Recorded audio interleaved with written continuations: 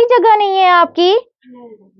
कोई चारपाई? जगह तो है, उस समय बनी हुई नहीं है, जगह बस खाली पड़ी है। मतलब खाली है ना? रहती आप इतनी सी जगह पे ही हो?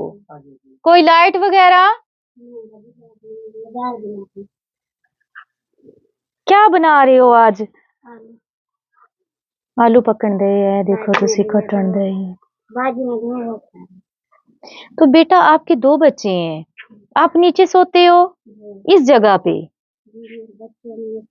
हाय, नीचे गद्दा भी नहीं है बिछाने के लिए, और इधर भी नहीं है गद्दा। तो ये एक रजाई में कैसे? फिर आप तो उधर होते हो, इधर आपका मियाँ क्या लेता है ऊपर? ये बिछोनी लेता है? हाय, इसी बिछोनी में सर्दियां गुजरी हैं। बेटा आप जिनके घर में काम करती हैं, दो है ना, 2 साथ गंद के भी 2 जुलियों को जोड़ा हुआ है, जोड़ के उसमें नीचे बिछाने के लिए भी कुछ नहीं है। चारपाई आप देखें तो यहाँ से सारी टूटी हुई है, नीचे ईंटों की मदद से इसको खड़ा किया हुआ है। सारी सर्दियां आपकी इन बिछोनियों में गुजरी है। जी। बस ये कह रहे हैं, माँ बाप नहीं था, भाई है तो उसने शादी की।